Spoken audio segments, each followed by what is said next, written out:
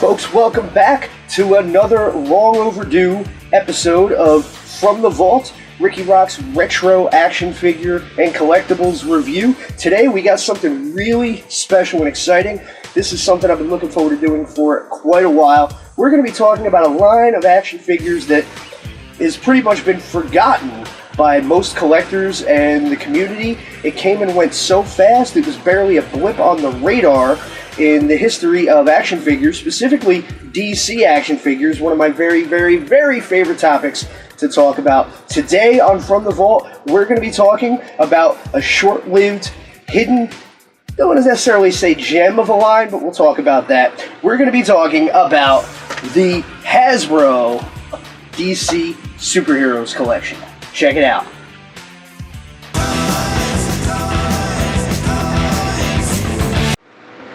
Alright, so before we jump right in on these, little history lesson is vital and necessary to understand exactly how we got here. How we got to this point where this line came about, why it didn't last very long, why it ultimately failed, and all that stuff. It's actually a pretty interesting story. To really understand it, you gotta go all the way back to the 1980s and Kenner. As a lot of people fondly remember, Kenner back in the day had the license to make toys based on the DC Comics line of characters, and they came out of the gate strong with the fantastic and phenomenal DC Superpowers line of the mid-80s based on the Super Friends cartoon show. Cartoon was toys were fantastic. Unfortunately, I did not have that many of them as a kid. I was more into He-Man.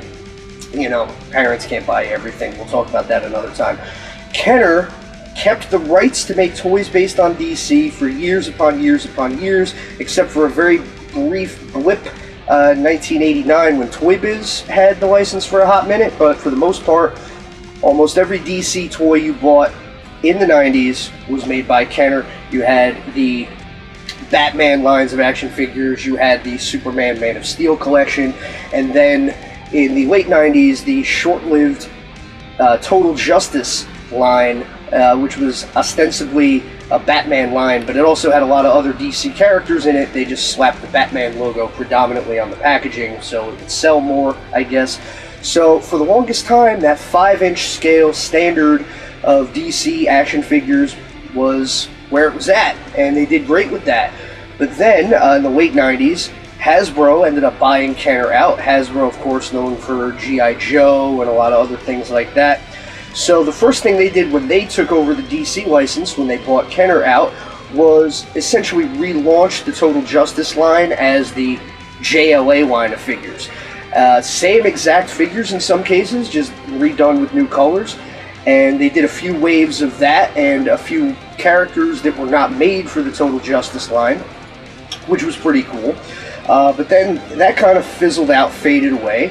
And from there, in 1999, Hasbro took a really sharp turn and did something completely different that had not been done in the style for DC characters as of yet. They gave us these things. These were a really dramatic departure from what people were familiar with when it came to DC Comics action figures. Again, going back to the mid-80s, the standard was the 5-inch scale, smaller, a little bit bigger than the G.I. Joes, but certainly nothing like this. This was one of the first mainstream superhero action figure lines to come out in a 7-inch scale with lots of articulation. And believe it or not, people were pretty pissed off about this. The fact that all of a sudden there was a new line of figures coming out that was in no way compatible with any of the toys that people have been collecting for the previous decade and a half, they were pretty upset. People liked the Superpowers figures, they liked the Total Justice, the JLAs, and speaking from my experience as a kid, I had dozens of these figures and they all scaled well and fit well together. But then a little something happened in the mid-90s to kind of force some evolution, and that was McFarlane Toys, which is still around today. In the earliest days, McFarlane put out a line of Spawn figures that were much bigger, much more detailed, and much more articulated than had ever been seen from any action figure line in history. And I wasn't really a huge Spawn guy myself, but I did have a couple of the figures, and they did make the stuff that Kenner was putting out look comparatively rather puny and quaint, behind the times, old-fashioned, right? So things need to evolve or they die. So it's easy to understand where Hasbro got their thinking when they rolled out this line of action figures. Now, again, the problem with that was this was the first DC line of its kind, and there was nothing else to scale with it or compare it to, so people were not as thrilled as you might expect. There's some other issues that go along with it because, again, toy manufacturers in general hadn't really figured out how to get the most out of a 7-inch scale figure yet. This line was really a pioneer. I mean, it's amazing that it's so forgotten, mostly because it didn't last very long. We'll talk about that. But simply because of what it represents as far as action figures in general, but DC action figures specifically. Nowadays, who else but McFarlane, of course, now has the DC license, and they've been putting out their own line of 7-inch scale action figures, and without having one handy to show you side by side, it just can't be stressed enough how far we've come in the last 2 decades plus. To go from here to the more modern stuff. Obviously the stuff that's coming out now is fantastic, phenomenal, incredible. But this is where it started, folks. 7-inch DC figures. This was the first, this was the pioneer, this was the trailblazer, and it kind of shit the bed. I mean, we just have to be honest. This line came out in 1999, and I'm going to be able to go through the entire series of single-packed figures in this line, because there's only 6 of them. Sales were so poor on this line that Hasbro pulled the plug on it after one single wave of figures. Now, that's really unfortunate, but again, within the context of the time, it did kind of make sense. I did not collect these as they were coming out. I wasn't collecting much of anything in 99, 2000. I was busy with other things, but I did see them in passing. I'd see them at the mall, and I'd look at them and go, okay, they look pretty cool, I guess. But again, I had no great urgency to buy them because there weren't a lot of characters available. And again, they just didn't scale well with the many figures I already had in the 5-inch scale, the Kenners, the Toy Biz, what have you. That was huge when you were a kid. Like, I had DC and Marvel toys just because the Marvel stuff and the DC stuff was so perfectly in scale that it just made sense. You know, if you wanted to have these epic action figure battles and everything, but then you drop one of these guys in the middle, and it didn't work. You know, it just was too different. So I understand why the line didn't really take off. It was, I guess, ahead of its time in a lot of ways. There were also some pretty glaring flaws to it that we're going to talk about, but for a first try, not too bad. So we're going to look at all 6 of the single-carded figures today. We're going to look at them. This is the first time I've ever handled any of them. I'm so excited to pop them out of the plastic and really get my hands on them because it's rare that there's a line of figures based on DC that I haven't messed with, but this is pretty exciting for me. So we're going to take you all the way back to 99, and we're going to do the deep dive on Hasbro DC superheroes. And we're going to start with this guy right here, the Man of Steel, Superman. Alright, so before we pop this guy open, little quick refresher. This right here was the previous Superman figure released by Hasbro. This was part of the JLA line, which was in turn a carryover from the previous Kenner Total Justice line. This Superman is pretty much identical to the one from Total Justice, except they gave him a new head because he'd got his hair cut again by that point. Total Justice Superman had the mullet and an angry scowl face. Very Tom Grummett looking Superman. This one here was based on the more classic version with the shorter hair. So this was the style of figures that Hasbro had previously been putting out, which in turn they kind of borrowed most of the molds and sculpts identically from the Kenner line. So this was a little more standard. The style is a little bit different from the superpowers and other Kenner stuff, but still fits in pretty nicely at the 5-inch scale. You got the good articulation for the time, you know. Pre-posed figures, as I've mentioned in other videos, they're always controversial. A lot of lines will do some kind of a pre-posed situation back in the 90s, and it was hit or miss with some of them. Superman here is pretty okay. There's nothing too funky about his pose, other than, as far as I know, he's right-handed, but yet so many Superman figures, they put his fist on the left hand and they keep his right hand open. I don't know why they do that. I know he's hit people with both hands, but I mean, come on, you know, just switch the hands, goddammit. But again, really good figure, pretty standard. We're going to do a deep dive on this guy when I do the JLA and Total Justice series, because I have all the figures in each of those lines and they are very cool for what they were. I gotta tell you, 97-ish, it was hard to imagine DC figures getting any better than this right here. We had no way of knowing that pretty soon we'd be getting 7-inch figures with 30 points of articulation and all that stuff, but at the time, this was the pinnacle right here, so I'm really happy with this guy. But then, within about a year and a half, we went from this guy to this guy. And as I mentioned, it wasn't exactly the smoothest transition, but I think there is still a lot to love about these figures, and this one specifically. Now, if you take a look here, you'll see it kind of resembles just a scaled up version of the JLA 5-inch figure. Obviously, the sculpting is different, the pose is different, but at a glance, you can tell that it's in the same ballpark. So you've got the really cool looking packaging, very dynamic. This definitely would have popped on a shelf if you walked through the toy aisle back in the day and you saw this guy here. I really like the blue with the gold and red banner there, you know, no mistaking DC superheroes. That's what it's all about. It tells you right there on the package. It's got a cool Daily Planet backdrop behind him here. Really cool. We're going to flip it over. And here you got another picture, Daily Planet rooftop scene. These are actually meant to be cut out and placed into the display base to make a backdrop. That's always pretty cool. I like little extras like that. A lot of toy lines have done that over the years since then. This might have been one of the first to do it, though. But I know since then there's been a lot of them that will do that. And unfortunately mangles the backing cards if you like to keep those. But you know, cool little extra, doesn't cost anything extra. Really neat to see. And up top here, you know, you get your standard blurb about what the character, in this case Superman, is all about. They make it a point to name drop Lex Luthor and Doomsday, neither of which have a figure in this line. What the hell?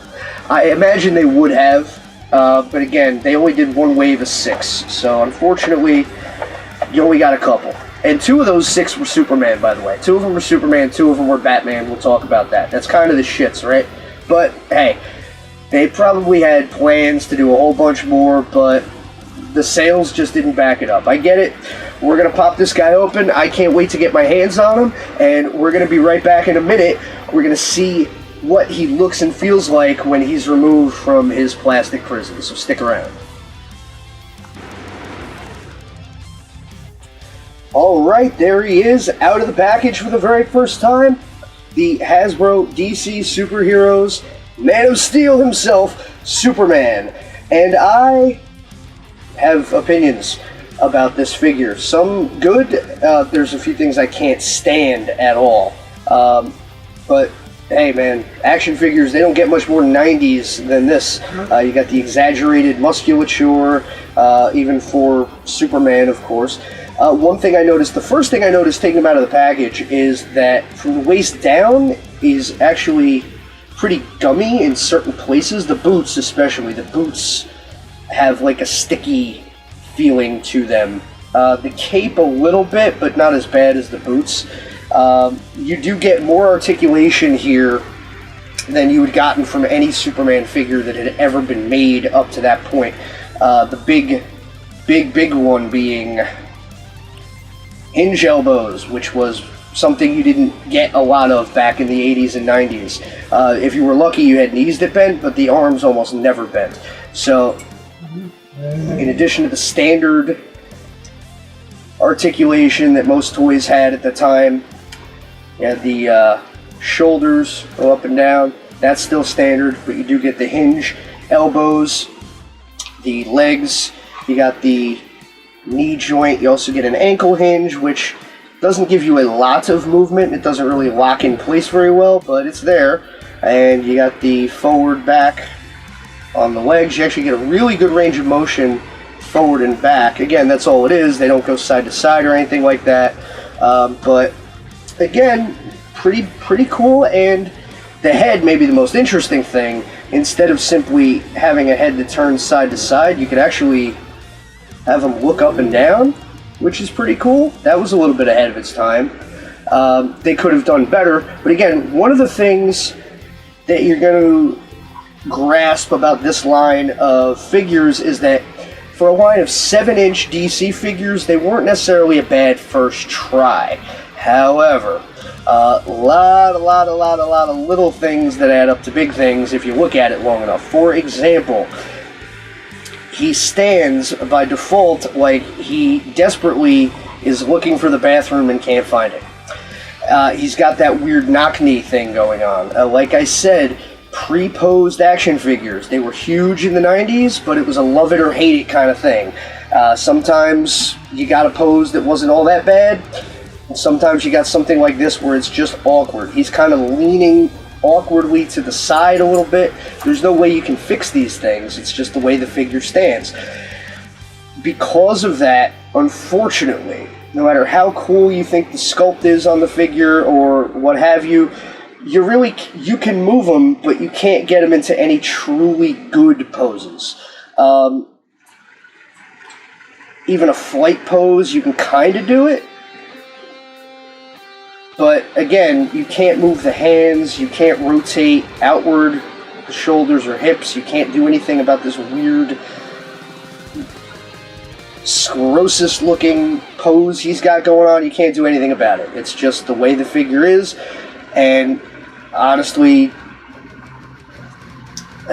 not a bad first try. Again, I don't hate it, but they definitely could have done a lot better, I think.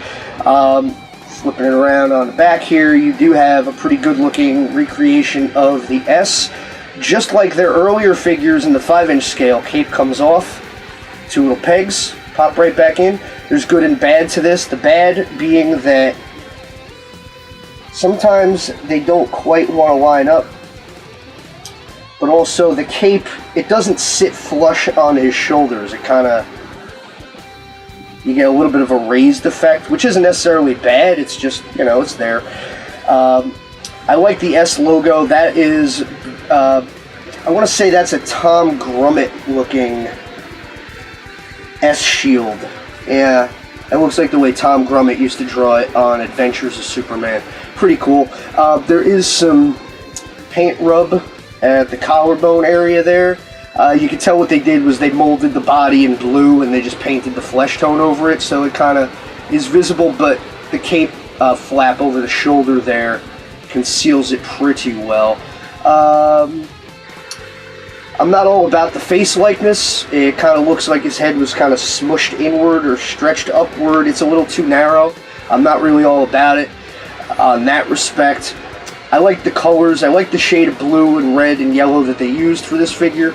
And I do like that, again, they tried to modernize a little bit with the add of the addition of the elbow joints and the ankle joints and the head thing, but I mean, I don't know. It's definitely not my favorite Superman figure that I own.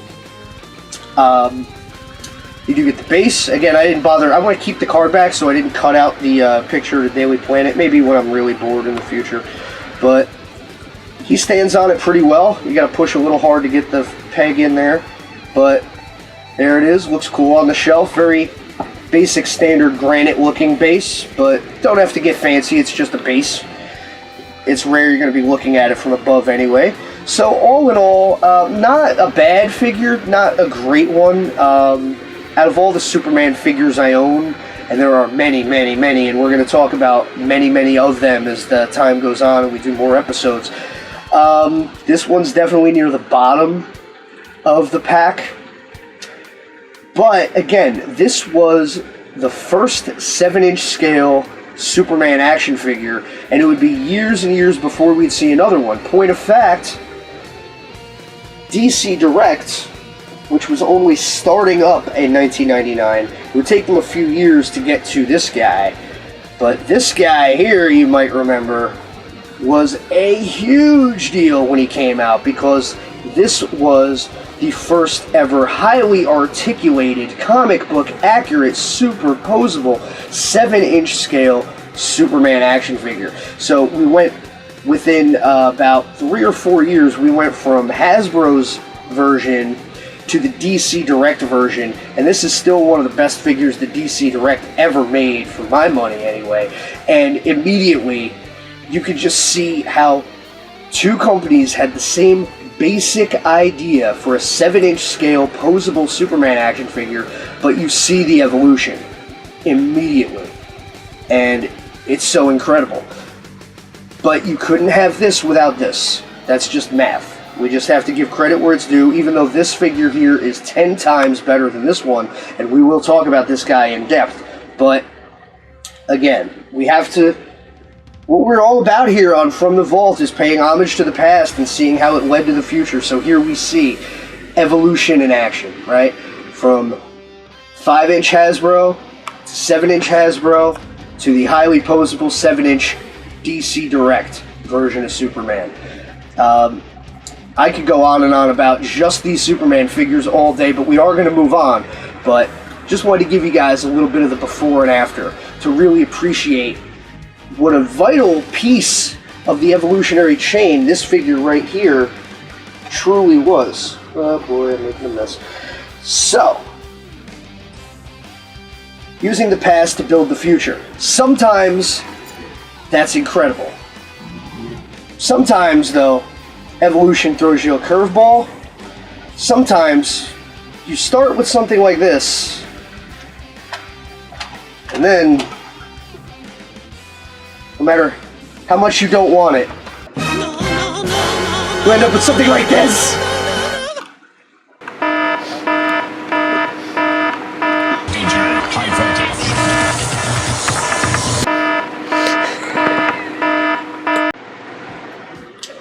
Well, here we have the greatest hero of all time, and perhaps the worst possible iteration. I know, Zoe. Even my dog Zoe thinks this is crap. Long story short, mid-late 90s, sales were a little low. DC decided to pull a bogus stunt to try and revitalize Superman by turning him into this guy. And yeah, I know, Zoe, you wanna kill it. I do too. She wants to eat it. She would rather me do anything else but review this action figure, but unfortunately, Daddy has to work. Daddy has money to make. So, the short version of this absolute dumpster fire. According to the back of the box, Superman experienced his darkest hour when the Earth's sun was extinguished during the final night. Great story, by the way. Although the sun was reignited, Superman's solar-based powers did not return. His efforts to regain his alien abilities had a strange effect. Superman found himself transformed from the Man of Steel to the Man of Energy, with the powers of the entire electromagnetic spectrum. Man of shit. That story sucked. Anyway, what we have here is commonly referred to as electric slide ice skating suit Superman. I mean, it's just, what else can be said about it? I guess some people maybe who have a lot of nostalgia for the 90s maybe look back on this era and this design with fondness, but I didn't buy a Superman comic for almost a year and a half when this stuff happened. It just didn't work. It didn't work for me. It didn't work for a lot of people. But we did get this out of it. This was the very first time that this figure had been done in this scale. Look at it. And this was groundbreaking in a sense. They also did Superman Blue and Red in the JLA line from Hasbro, so that was pretty cool. They always sold Superman Blue on a single card. I know, Zoe, I hate him too.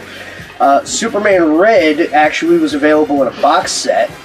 They did a box set of Superman and Batman action figures that were mostly repaints of the single cards. So if you wanted Superman Blue and Superman Red, you needed to buy that box set. So you can start to see why this line didn't take off, right? I mean, the first wave had 6 figures. 2 of them were Superman, 2 of them were Batman, and the second Superman was this guy, which nobody really wanted. So I imagine he probably sat on the shelf, didn't get a lot of love, but I've got him now, and I'm going to take him out of the box and see how he measures up. Visually poor, but we'll see how the figure itself does in just a minute. Hang on. Real quick, I almost forgot to talk about the cutout backdrop for this one on the package, but to be frank, it's a little bit boring. That's probably why I didn't mention it. It's there, the electrical pulse thing of this craptastic Superman taking off. And some trees. Okay, it's there. Not as dynamic as perhaps could have been, but I mean, they tried. Again, they were still getting their feet wet on this kind of thing. Figure itself, you may notice, mold-wise, with the exception of the head, it's the same figure. Same everything, except for, again, they did some minor resculpting on the head, sanded the hair down, covered the ears with some putty to give him that weird-looking head dress thing that he used to wear with this hideous outfit.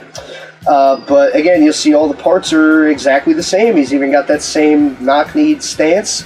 I can't fault them, really. I mean, it's Superman, and you're already using the mold, so you might as well use it twice, right? I get it. It's just a little bit cheap for my, for nowadays you wouldn't see that, I don't think. You might, I don't know. It's less common, I would say. But again, you got the same articulation. You've got the shoulders, the elbows, the head swivel. This one's a little bit tighter than the other one. The legs go forward, the knees and ankles bend at the hinge. Again, the 5-inch scale figures didn't have movable elbows or knees, so this was a big improvement there. Just like the other Superman, the legs are very gummy. Certain other parts too. Taking this out of the package, they get a little sticky. Why, I don't know, but not a bad recreation of the costume or the likeness. It's an ugly costume, but they did a good job recreating it. Yeah, I know, Zoe, I don't like it either. This isn't Superman, is it? You don't think so, huh? I don't think so either. I think this was a huge misfire. You agree? She agrees. She just doesn't know how to verbalize it. So you got this, yeah, exactly, it's crap. The figure itself, not so much. Just the version of Superman. This is not Superman, F that. You got like a grass, I guess this is supposed to be, base. Yeah, she can't figure it out. Again, you kind of got to push hard to get the foot into the peg, but there you go, not too bad. Stands well, poses well. You know, no huge issues. Again, you can see a little bit of cracking in the paint at the seams. Not the end of the world, really. There's some very, very minor paint rub in spots. Yeah, you got a little bit of blotchiness on the leg there. Not too bad. So again, pretty much the same as the other Superman, just a little bit different look. So, not the best figure that you can get. Probably not the worst figure in the line, though. I'm going to have to reserve that for towards the end. But they did cheap out a little bit here, and it's not the best recreation of Superman. Again, this version of the character had already been retired by the time they were making these figures, so it's a little bit of a weird inclusion. Even at its peak, this version of Superman just wasn't that popular, so I feel like it's a wasted spot, but I don't know. DC was really trying to get the version of Superman over way after it had already expired. Go figure. But to me, I mean, if you can only have one, it's pretty obvious which one you should get. Not this one. That's the guy.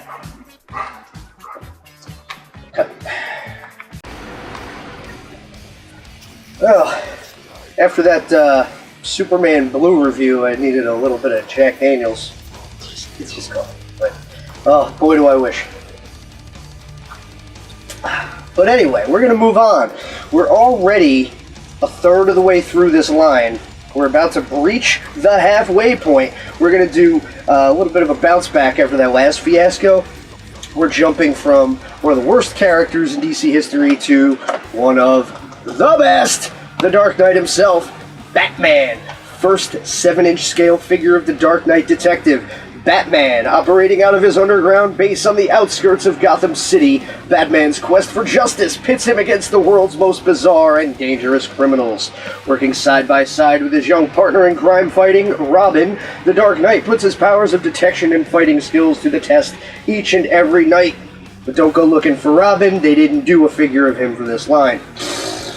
What are you going to do? This one I actually got pretty cheap. I got all of these off of eBay just last year. These are actually still pretty reasonable to find for the most part because, again, nobody wanted these things when they were new. So they still are out there in the wild for what I consider to be fairly reasonable. This one was apparently opened and they put them back in the package for me, so I probably saved a few bucks that way. Once again, you got a cute little backdrop display to go with the base. This was something that a lot of lines would do years and years later, and you're still seeing it to this day with the McFarlane DC line. So, we have very cool, basic, classic version of Batman. We're going to take him the rest of the way out of the package, and we're going to see what's up with the Dark Knight. Stick around. You know how sometimes stuff looks great in the package, and then you take it out and you wish you kept it there? Yeah, this figure is like 100% of that.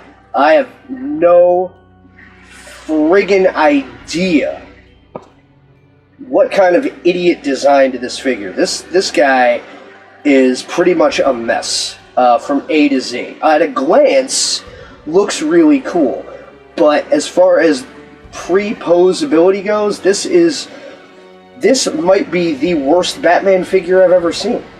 And it pains me to say that. I've seen good, great, bad, and everything in between. But the sculpt and the pose ruins anything good about this figure. This is as good as I can do to get him into even like a halfway decent pose. Give me a second here. I need a little bit. Daddy needs his whiskey because holy shit, what is going on with these figures? I wish that was Jack Daniels and not just Folgers, but holy shit. Okay, to start with, Superman had knock knees. This guy, what is he doing? What is he doing? When have you ever seen Batman stand like that? What the actual fuck is going on with this? You cannot stand him flat-footed. You can't move the legs inwards at all. This guy doesn't even have ankle hinges like the other figures did. I just realized. And you know how the other ones, they had elbow hinge joints? This one's just got a friggin' swivel. You can't do anything with this guy. It's horrible. This is everything. Okay, he stands up finally, but I mean, what the hell? Look at all the hoops I had to jump through, and forget about trying to make that work on the base. Like, he can't even, because of where his legs go, you can't even get both feet on the base at the same time. God, it's horrible. This is a horrible figure, but at a glance, it looks cool because you have the classic Neil Adams style Batman costume with the blue and gray, which I love, which I'm all about. You've got the yellow circle bat emblem, although you can see if you look real close, they apparently had some issues getting it on there because it's a little bit slopped out at the very, very bottom where he's got that deep indent in his chest. You can see the paint's a little bit faded or smudged off there. The likeness is good, the face is good.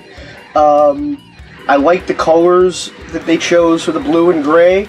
The blue's a little more muted, but that's fine. It was an odd choice to use this version of Batman because I think by this point, 1999, I think he'd gone back to the plain black bat emblem, and I know he was wearing black and gray in the comics by then, but there's a couple things to like, but the pose just ruins it, completely ruins it. There's other things too, like the cape comes off, which is kind of cool. It comes off very easily, but the problem with that is they didn't bother applying any paint apps to his trapezius area. So, you know, this is all gray here, so you won't be seeing him too much from the back anyway, but if you did, that just doesn't look right? I've been playing a lot of Batman games recently, so it's really fresh in my memory how the cape and the cowl, it's all one piece. You don't see any of that gray poking through. That should be blue. If they weren't going to sculpt something, they at least could have thrown some blue paint on there to kind of hide that up and make it look more uniform, you know what I'm saying? The utility belt is a little lazy. It's definitely the classic style, but they didn't really put a lot of sculpting into the pockets, pouches, or pods that usually he has on his belt. They're there, but they're really bare bones basic. He's got a really tiny, skinny little waist, which looks a little weird. Like, again, for everything I like about this figure, and there are things I do like, but I find 2 or 3 things wrong. And like, I even think the cape is pretty cool. It's got a nice flutter. It's wide enough. That's pretty cool. But, again, the pose is horrible. The lack of articulation compared to the Superman figure. This is the best I can pose it. And again, he looks like he's slipping on ice and he's about to have a very painful pratfall. I don't like that shit at all. I do like the size and shape of the ears, though. That's pretty cool.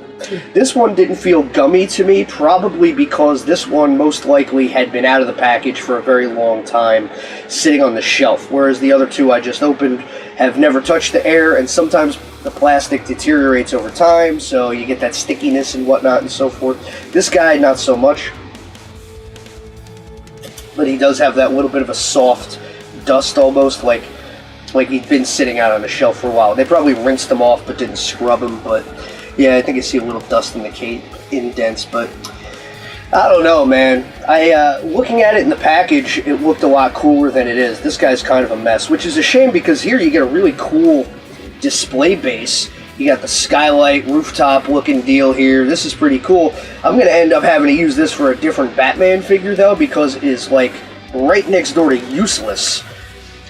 Trying to make anything work with this effing guy. You can't even put him flat foot. I would have no idea. Like, you can kind of do something like this. That almost kind of works a little bit, I guess. But, like I've said a couple times in this video, the 90s, that was the thing, was pre-posed action figures. And a lot of them sucked. There's just no way around it. I mean, you can't play with this dude. You couldn't even try. This right here, this was the most awesome it was ever going to look, and it was just going to stay like this forever. Real shame, real bummer, real disappointed in this figure. Unfortunately, because there are good elements there. I like the fact it was a classic Neil Adams Batman, which they kind of got away from doing in the 90s with the wave of multicolored variants and all that stuff. This could have been so much better, but it's a miss for me. Sorry to say, Batman, but you could have been the coolest figure in the line. Unfortunately, you're one of the worst. Not your fault, man. Some numbnuts went and designed you all weird. So far, we're developing a pattern here with these figures, is that the pre-posed sculpts of the bodies is probably the biggest drawback, and one of the main reasons why these things were very hit or miss for so many people. But we got some more Batman coming up, and we're going to again see an evolution from classic Neil Adams style to Nightfall Batman. So let's see if Jean-Paul Vallée, Azrael, Bruce Wayne's replacement, let's see if he gets off any better in the posing and articulation department. God knows, can't get too much worse. Alright, at a glance, just looking at him in the package, this figure looks much more reasonable than the basic Batman.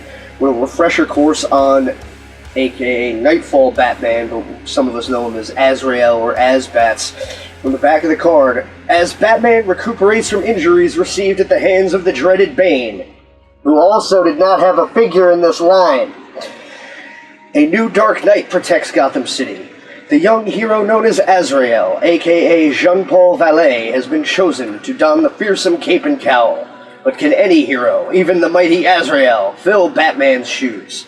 Spoiler alert, no he couldn't, but it was a fun year and a half of stories anyway, and obviously the look of the character has become iconic, and many cool figures done of Nightfall Batman over the years by many companies, and this was, to my knowledge, only the second figure ever made of this version of Batman. The first one, I believe, was from the Legends of Batman line a few years earlier. So this was the first in the 7-inch scale. Later on, DC Direct would have their own version, which was very cool. And we'll take them out of the package and get a closer look. But at a glance, I really like this figure. This is the one in the line that's going to be the hardest for you to find at a reasonable price. The other 5 figures I was able to obtain very easily, very cheaply, and I got the first 5 of them. I got most of them the same day, I think. I was able to pick them up, boom, boom, boom.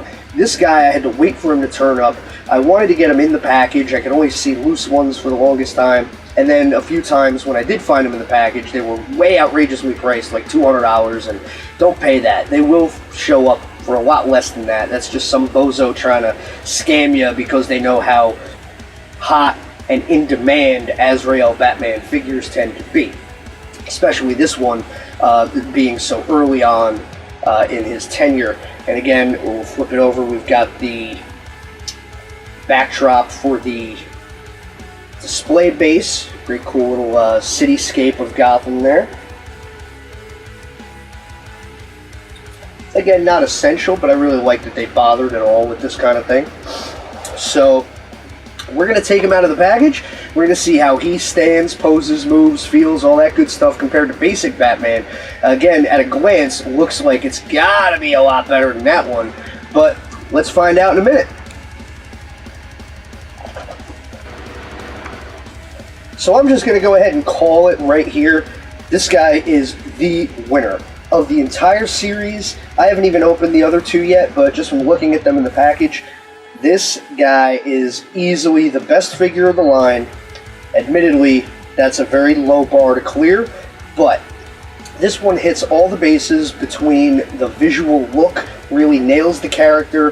The articulation is not quite as good as some of the others in the line, but the biggest plus in favor of this figure compared to the rest of them is that the pose is not crazy. He's a little crooked, but if you'd ever seen any artwork of the poses that Azrael Batman got into back in the early 90s, you know, if any of the characters was going to have a highly exaggerated pose, it would have made the most sense for this character. I wish the regular Batman figure had a stance more in line with this one, because regardless of any of the other flaws that figure had, the basic Batman, I could forgive it all if he at least could stand properly. But that pose ruined the entire figure for me. Can't stand it. Whereas this is much more reasonable. He stands like a human being. Again, you lose a little bit of the articulation. His head does not move as much as the Superman figures do. He has no hinge elbows, just a swivel at the elbow. But again, his gauntlets would have made the bend practically non-existent anyway. He does have knee articulation, but no ankle articulation.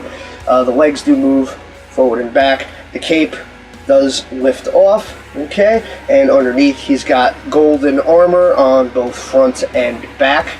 Really cool. This is not 100% comic book accurate.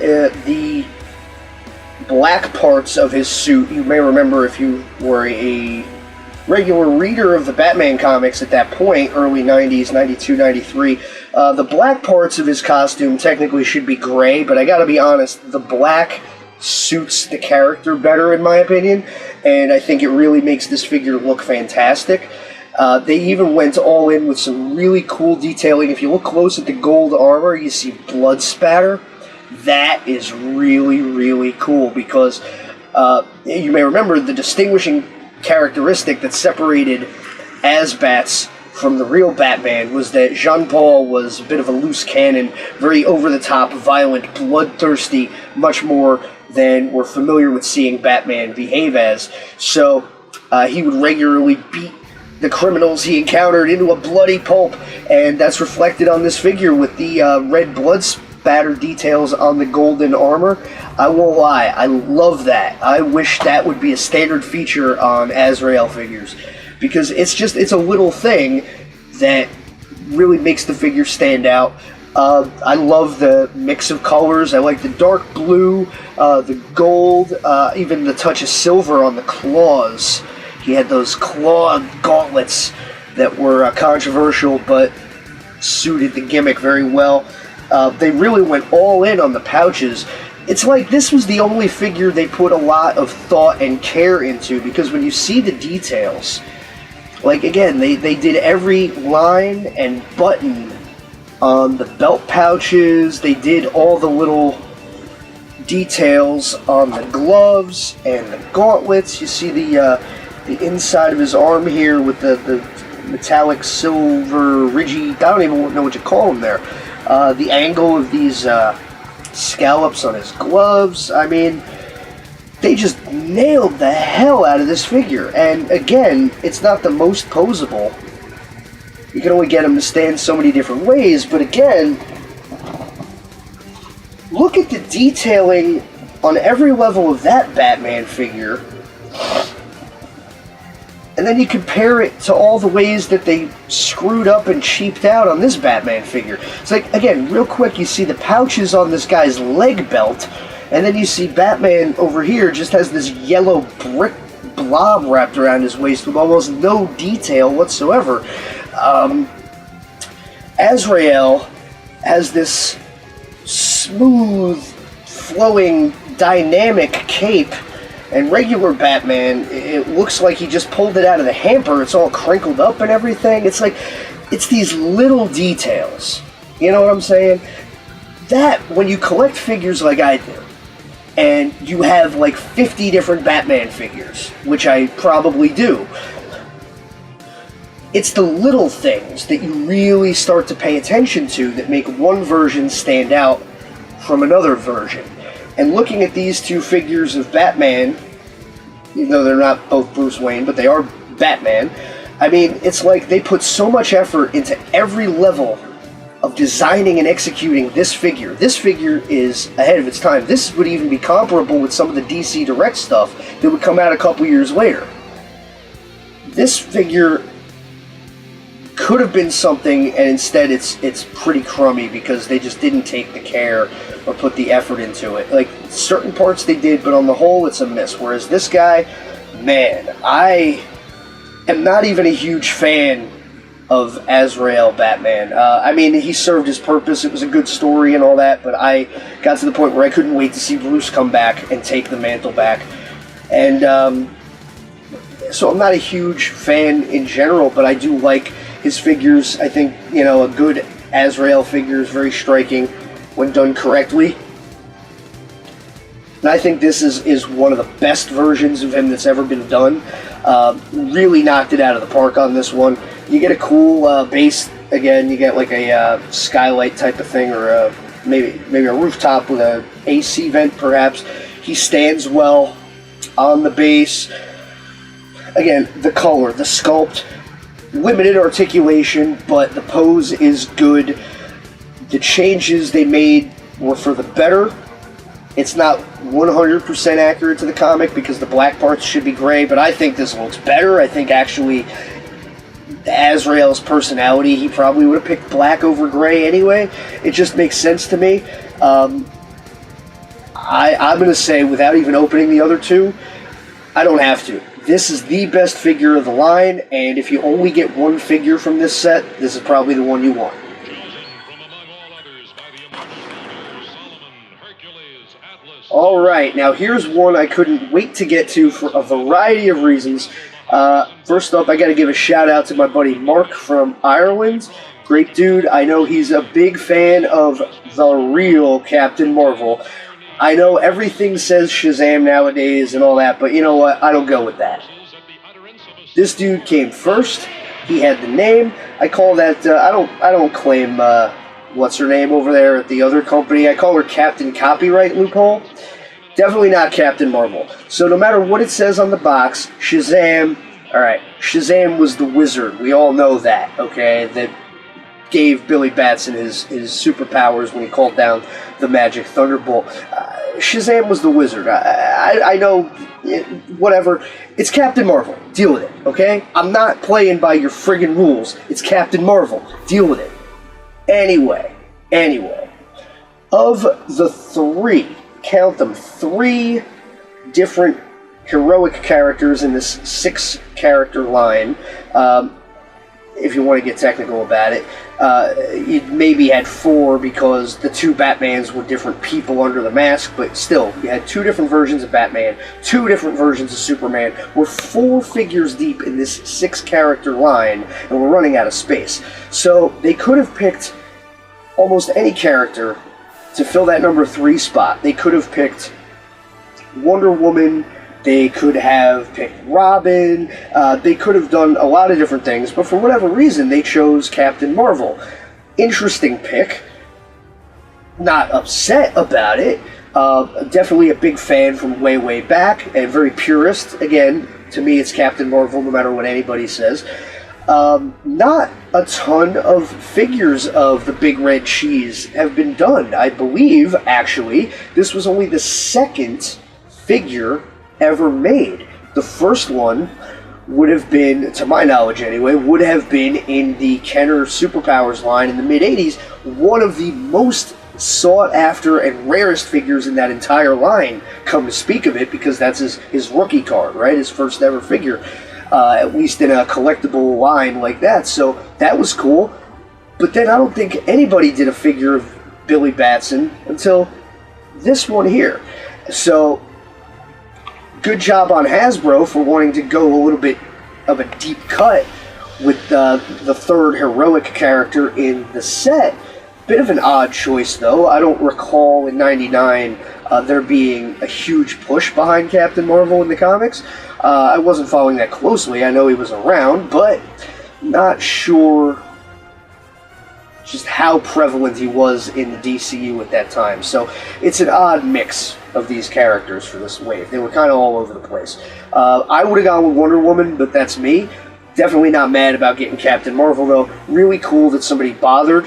As I said, to this day, there's just not a ton of figures of the guy. So whenever you come across one, you should probably pick it up just for the hell of it. Because, you know, there's been a million Batmans and Supermans and so forth, but not a lot of Captain Marvel here. So you got, again, the little blurb on the back.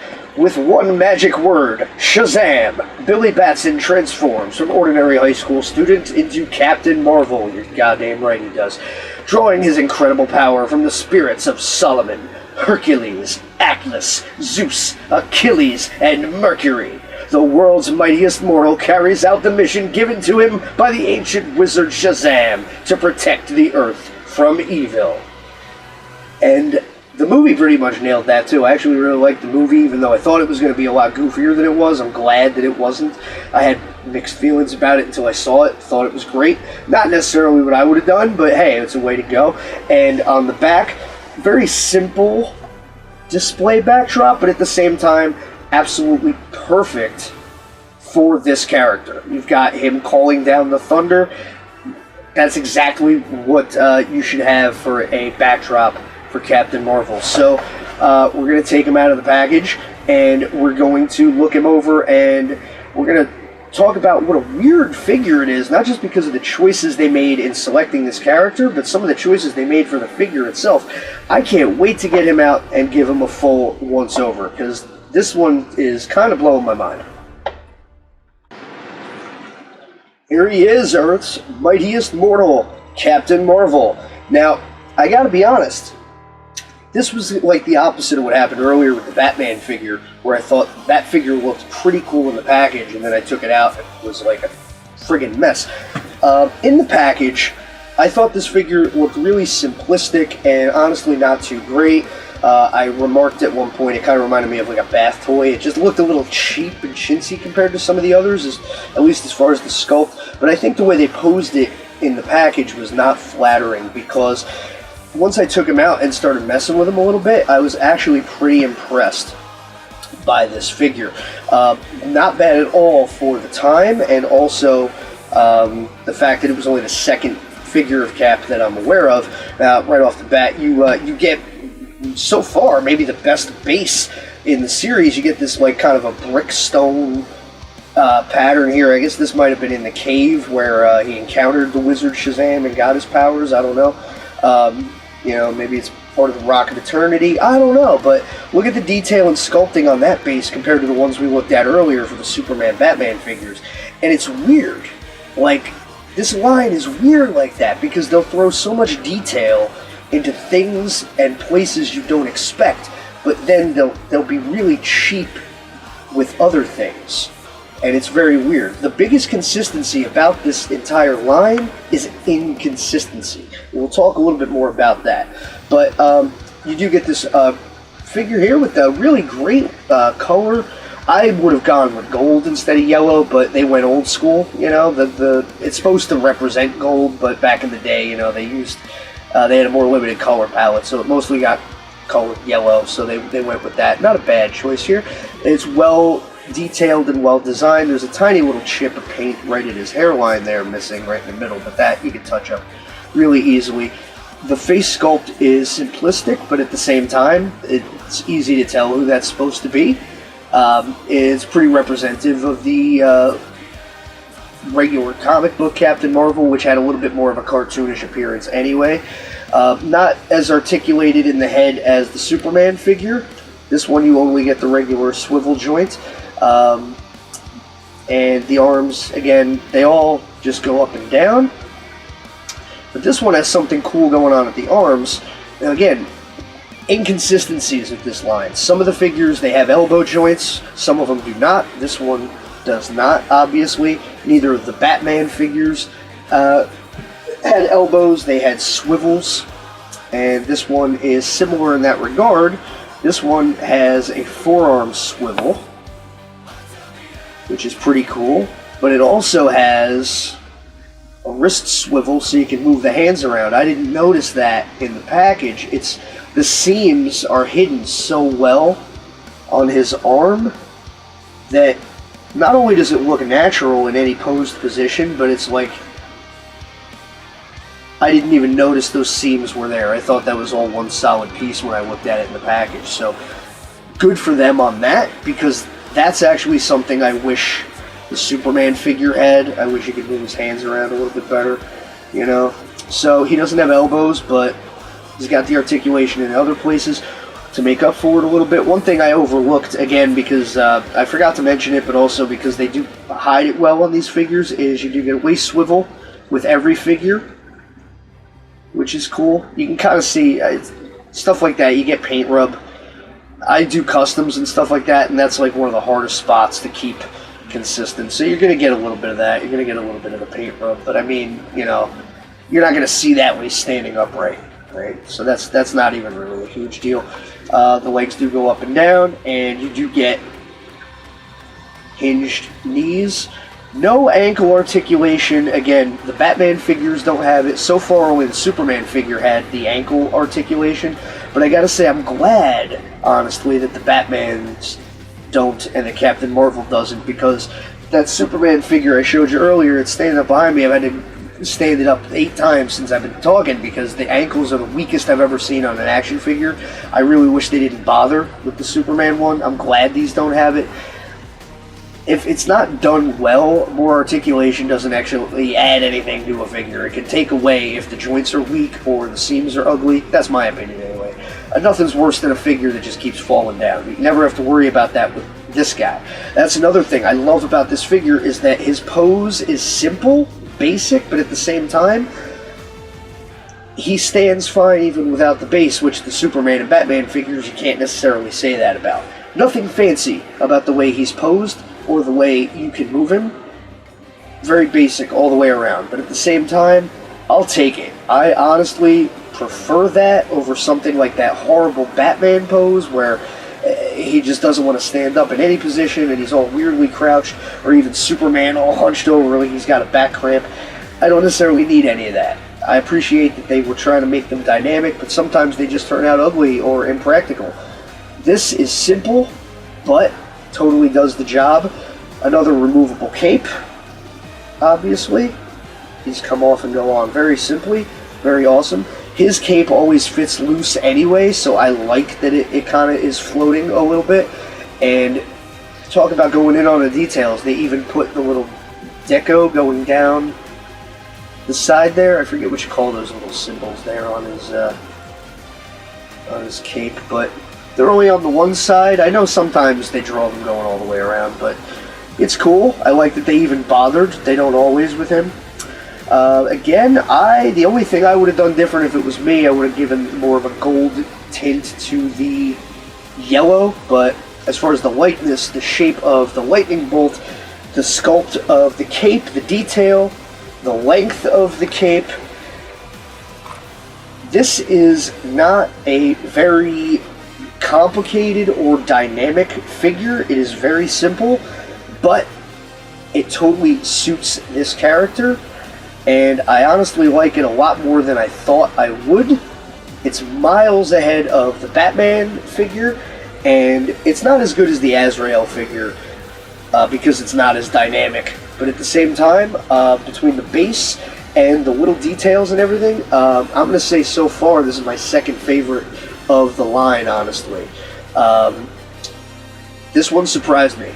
So hey, Mark, your boy actually turned out to be one of the front runners for this series, so thumbs up on that. As a Captain Marvel fan, I'm glad that I liked this more than I thought I would. Sometimes what's inside the box doesn't tell the whole story. You gotta get it out, move it around, feel it, and that's why ultimately I take everything out, because first of all, I just love playing with toys, but secondly, that's how you get to appreciate all those little details that you don't necessarily get when you're looking at it in the package. The little hidden seams, and you can get a lot out of a very simple figure like this without doing a whole lot. I love that, so thumbs up on that. Captain Marvel comes out with a pretty big win here.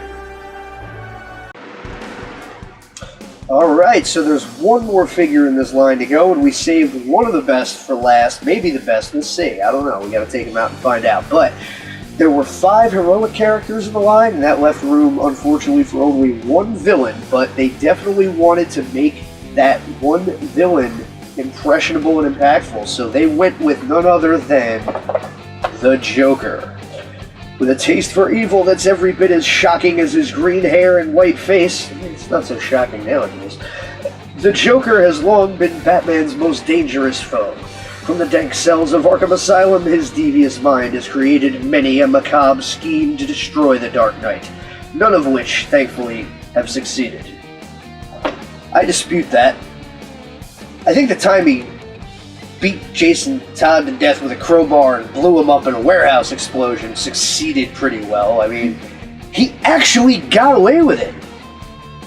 They didn't find his body when that helicopter blew up, so yeah, the Joker murdered Robin, got away with it, didn't show up for years, and then when he did, he basically just got let off with a stern talking to. Comics are weird like that, but yeah, I dispute this part here where it says, thankfully, none of his schemes have succeeded.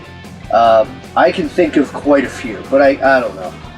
I guess it's because it's for ages 4 and up, they gotta water down the story. But yeah, giant asterisk. Anyway, I go on tangents sometimes. Did I ever tell you about the time I met fucking the entire New York Mets from the fucking, was it 89? 89 Mets. That was a good day, but we're going to talk about that another time. Today we're talking about the Joker. We got one more figure in this line. Again, it's interesting. They could have gone with Lex Luthor. They could have gone with Doomsday, Bane, but they went with the Joker. Hard to question that choice, though. If you're only going to have one villain in an action figure line, hey, I'd probably pick the Joker, too. They didn't know it was going to be the only villain in the line, but I mean, again,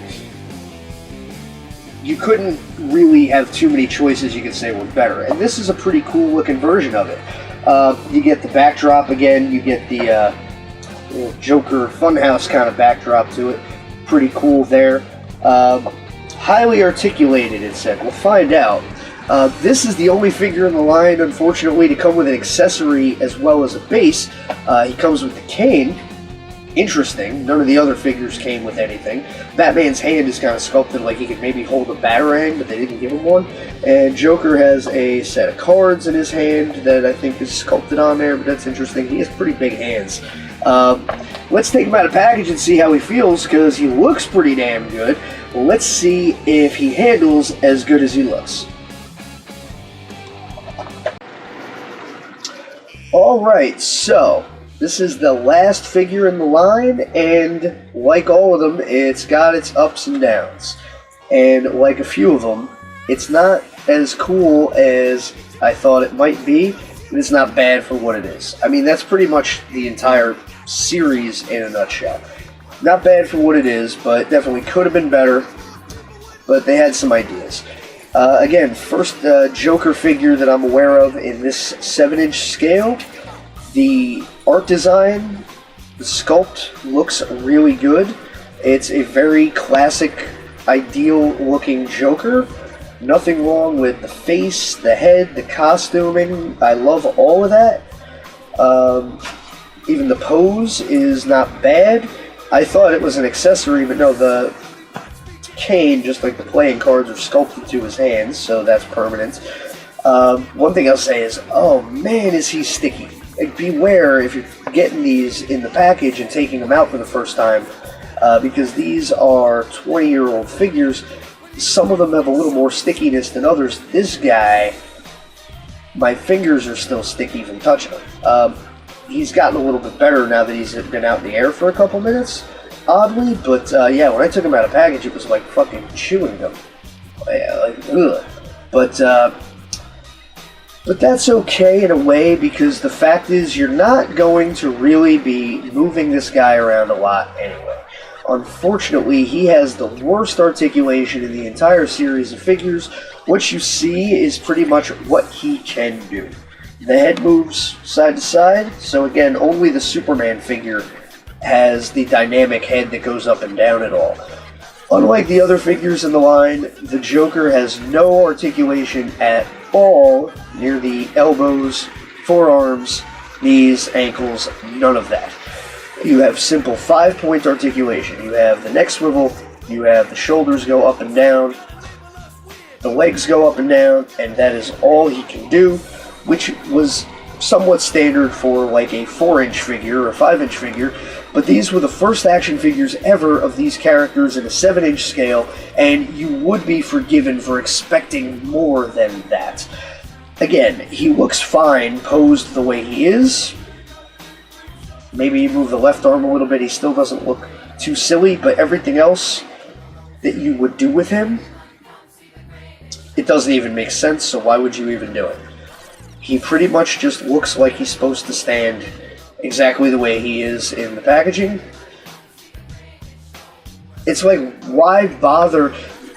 With some of these figures, it's like the articulation they give them or don't give them, combined with the poses they're stuck in, kind of makes you go, why did they even give them articulation in the first place? They could have just sculpted it this way and made it a statue, because that's what these are. These were by Hasbro. DC Direct was just starting to get off the ground at that exact same time in 1999, and a lot of people criticized DC Direct for being essentially posable statues. They had very little articulation early on. They were not posed quite so funky. Like, this Joker is fine. The pose they gave him works as long as you don't really mess with it too much, but at the same time, you would hope for a little bit more, and we would get better very quickly, much later on. The Joker figures that DC Direct started making about 2 years after this were fantastic, without being too much dramatically different. You also get a pretty cool base. You get like a stone kind of flooring there. Not sure what that could be. Maybe that's the floorboards in the asylum look like that. You know, they probably have stone floors, a bit of decay going on. Not too shabby. Again, I like the figure in general. It's just you can't do anything with it, so it's basically just made to stay on your shelf like that and not really be messed with. And you really probably wouldn't want to play with it too much anyway because he is kind of sticky. Although he did get better over the last couple minutes. But still has like a funky residue on him that some of that 20-year-old, 30-year-old plastic has. But, you know, again, it's fine. It's a good Joker figure. It looks fine on a shelf. It's just the limited articulation hurts it. But I do love the sculpt. I love the color. I like the detailing on the outfit. You know, the little wrinkles in the tail of his jacket there. Really awesome. It's cool. It's a very awesome 1990s version of the Joker. I dig it. I just wish they allowed you to do a little bit more with the articulation. I think they could have done that without sacrificing the posability of the figure. But at the same time, they were moving forward in baby steps. So, in a way, this is a really important piece of history, so I am glad that I have it. It's just not much of an action figure necessarily. It's kind of indicative of everything good and bad in the entire series, all in one figure. A good likeness, a good stance, a good pose, the best parts of it, the worst being they don't really do a whole lot, and therefore it feels rather backward in some sense, considering that even 5-inch figures of these characters in the past, you were able to do a lot more with and had a lot more dynamic posing. But again, for what it is, it's fine, and it's going to look great on my shelf, and that sums up basically all of them. We're going to talk about that on our way out, but yeah, that was all of the DC Superheroes line from Hasbro. So we definitely saved one of the best for last, but at the same time, you do wish it was more. But, you know, like I said, baby steps. Alright, so that is the entire line of single-carded Hasbro DC Superheroes action figures. All 6 characters, Superman, Batman, Superman Blue, Captain Marvel, Azrael Batman, and the Joker. All together, as action figures go, kind of a mixed bag. Again, the biggest consistency of this entire line of action figures is the inconsistencies. The articulation does not match between any two figures. Some of these figures have almost no articulation, but really great sculpt. Some of these figures have horrible posing and articulation combined. It's just a very crazy line that's sort of all over the place. That said, though, they do look cool exactly like this. Posed on their bases in some kind of dynamic action pose. There's almost no playability. I'm not going to bullshit you on that. These are barely action figures. For what people have said about DC Direct being posable statues, these take that to its zenith. There's barely anything you can do with them. But they do look really cool all posed together like this in a group, and they're going to look great on my shelf as that. I would almost never actually, if I was a kid and I had these, it was like maybe I would have played with them, but as it was, I don't think too many kids were buying these because I remember seeing them at KB Toys for what felt like years, and they would be on markdown and they just sat there. I'm not surprised this was the only wave they did because evidence suggested that at the time people just did not care about these figures. That's a bit of a shame because there are things I really like about this line.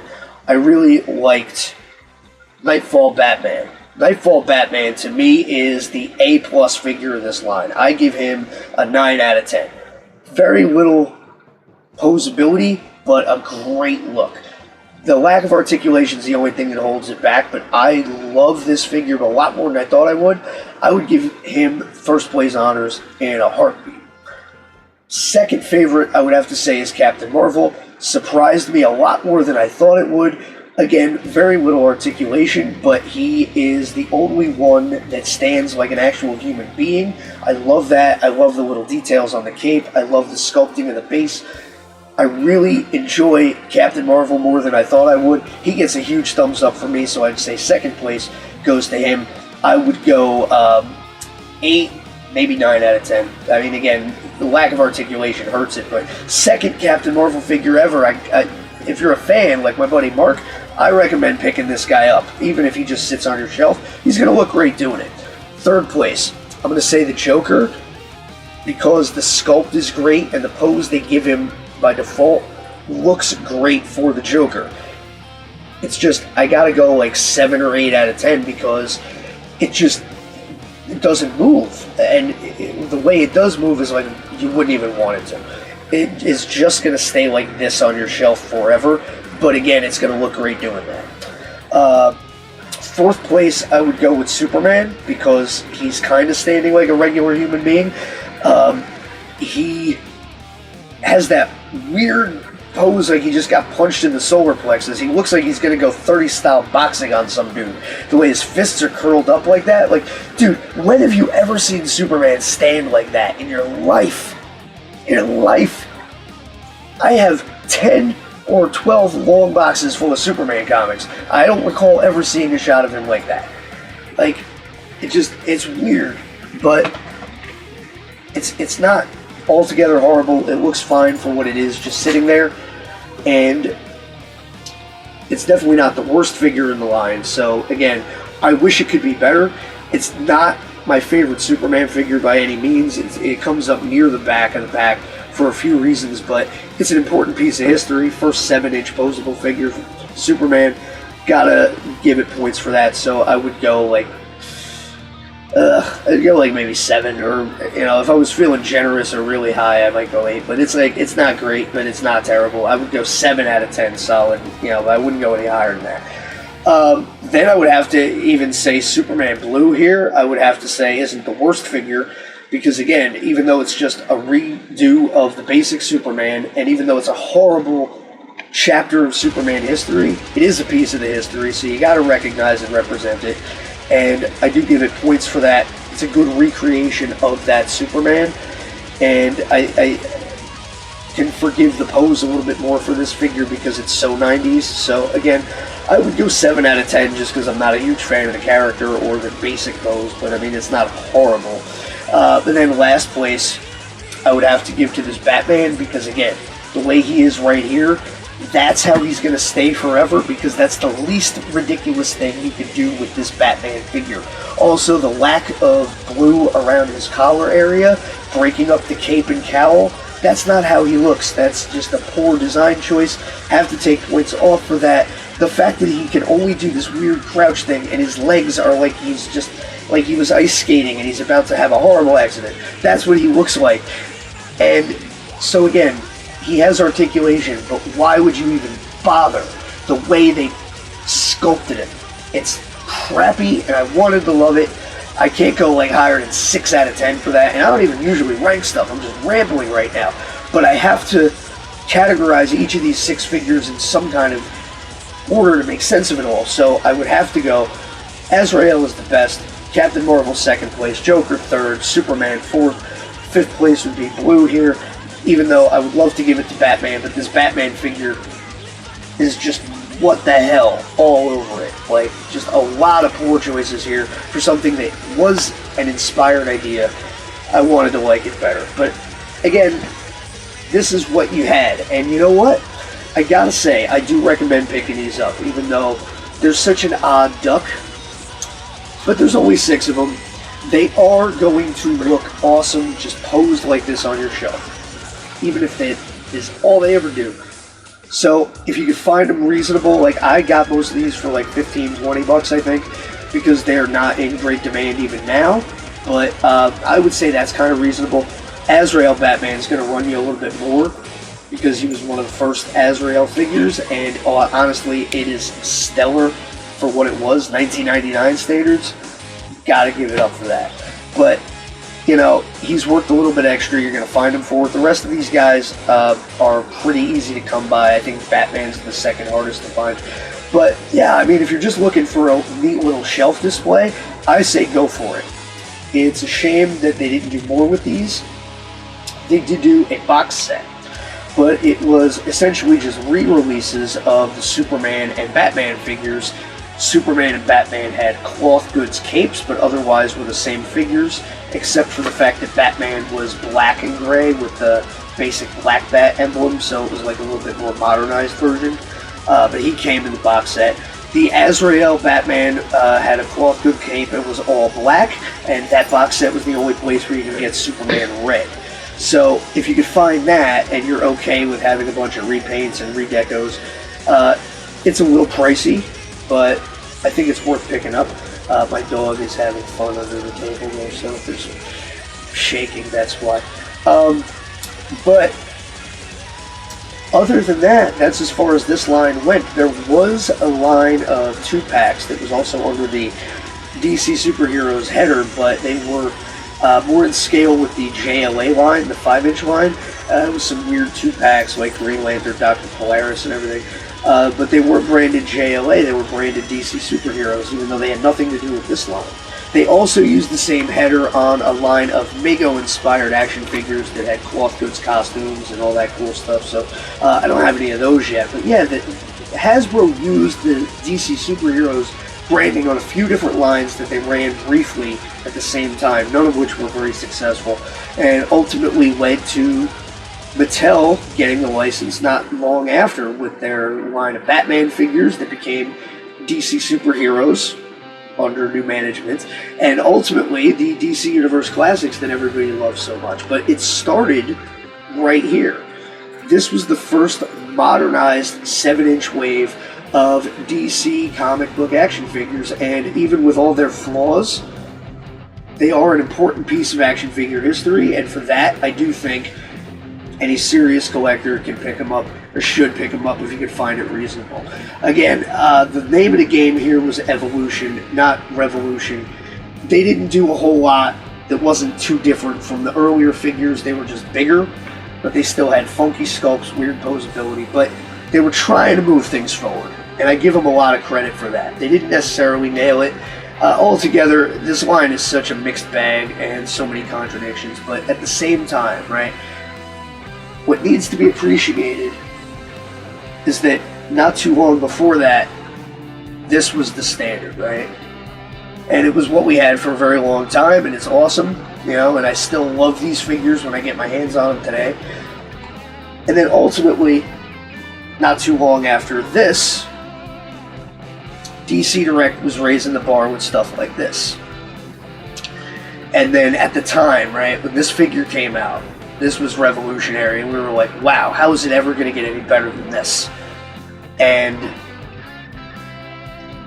it was mind-blowing then, and I still get my mind blown when I handle them today. But then, right, what started from here and then took us to here, and then got us here, ultimately will bring us here.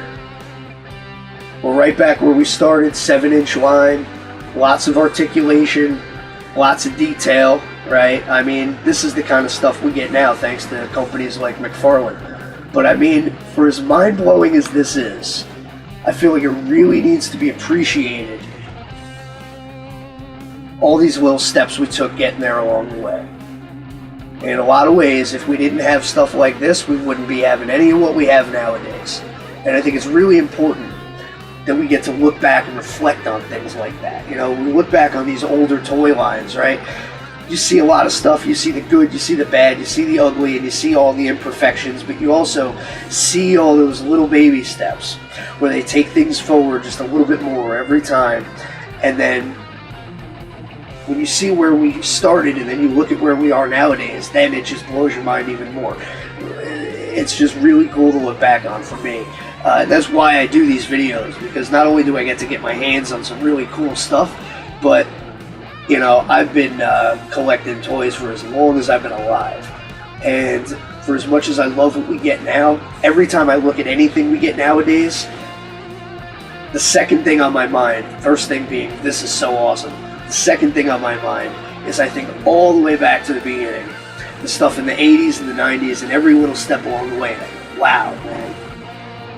It's just so amazing how we started in one place and got to where we are now.